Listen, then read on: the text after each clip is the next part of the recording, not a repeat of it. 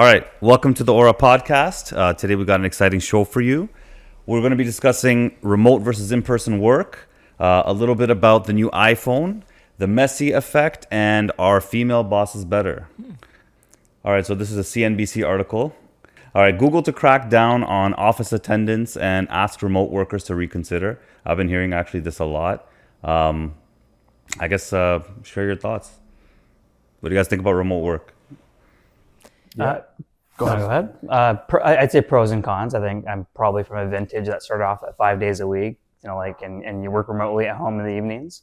I think for the young people, though, I think they kind of forget FaceTime's important, right? I think it's important to kind of show up and, when you're looking at promotions and learning even in person, I think you forget that there's a lot that happens in person. When you're applying for the next job, it's like the people at the top of the table might not know who you are, right? Yeah. If they've never seen you in the office. That's right. So I think it's inevitable that, the hybrid approach is going to be the way, not even the way of the future, it's here now. To your point, FaceTime from the same vintage, 5 days a week. I remember when I was working for a company and it was very much in vogue to work from home. Even this is 2016, 2015 for the company. I was in the office every day just because I just got what I call a certain kind of juice from being in the office. Yeah. And a little bit of that was the function of what I did for the company. People would come into my office. They'd want to talk things out and get legal advice and that sort of thing. But I think the hybrid approach satisfies both.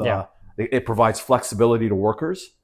And the days that you quote unquote have to be in is important FaceTime.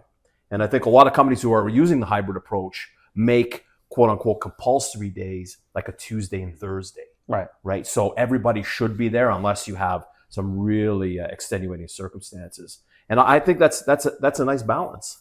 No, I agree. It's a nice balance. And I think too, so I'm a tad conflicted because when we were able to come back to the office after COVID, I went back. Mm-hmm. But that's because for me, I like to have a separation between church and state, right? Home is home, work is work. Plus, I realized that my husband and I, we both have different work styles. So both of us at home probably wasn't... Actually, he was fine. It was probably me. And I also feel that it's industry specific. So some industries lend themselves to having remote work every day. Yeah. Or, as you said, the hybrid model. So that works as well. And I think we have to be very conscious. And to your point of, yes, you want promotions, people need to know. Absolutely, depending on the industry. But other industries, it's not about you showing face. It's about the work that you've put out. Mm-hmm. And as long as the quality of your work is good, then it should be fine for you to do it remotely. I do, in our company right now, there's some of us, the take is that you come in on Mondays and at least minimum 3 days in the office, which is smart, right? And you have to come in on Mondays, which is the start of the week. Right. That's when you get to meet with people. That's when you get to talk to your managers. Sure. That's when you engage, et cetera, et cetera. And so far, seems to be good. Has productivity gone up? I think we need another, maybe another month or so to be sure about it. But I think if anybody thinks that it's going to become normal to work for 5 days a week in office, I'd say no. And not even just for the younger generation. I actually think it's also for people that have been unfortunately bullied at work, or people that have had bad experiences, gaslighting at work, or people taking advantage of it. Whatever the case is, there's people that probably enjoy working from home because they feel safe, full stop. Spoken like a true HR person. I can't help it. I can't help it. The free market's going to get involved. So a company that is abandoning the idea of remote work, they're going to lose they're not going to attract the best talent. Right. People like that flexibility. Yeah. And the people who are the opposite, that you have to come in every day, it's the 1950s, they're going to lose in the free market. Absolutely. Who's going to win is, like you said, the hybrid. Not just because it's better for business, but it's also, there is, like you said, the human nature side of it. Yeah. I've been working remotely since 2015 now. Like pretty much 95% remote. Right. And what happens is you become a hermit.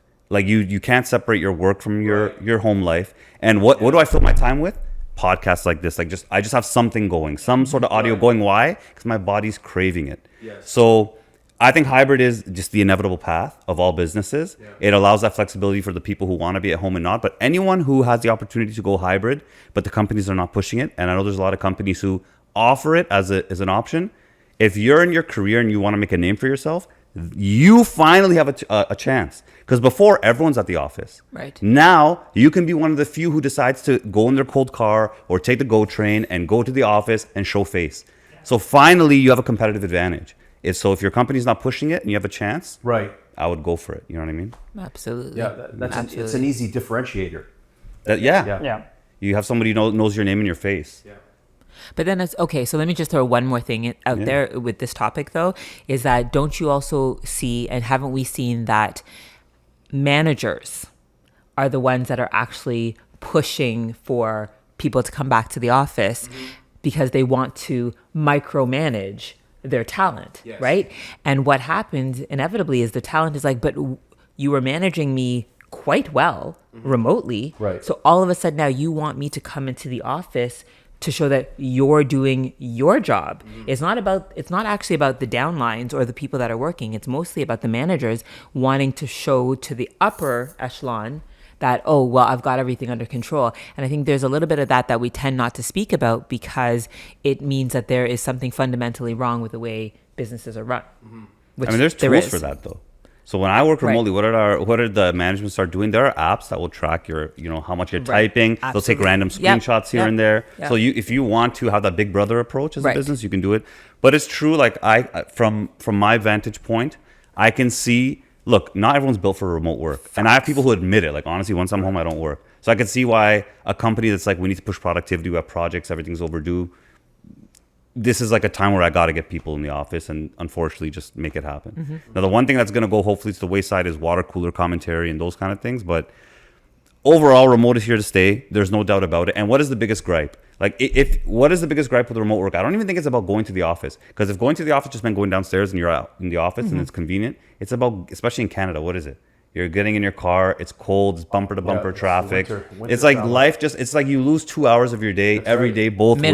Minimum. Yeah. So that's really the gripe. It's actually not about the office. People want to be social. It's in us. But Commute. if you can just reduce the amount of days in the week that I have to go through that headache, Right. you win my heart. Yep. Yeah.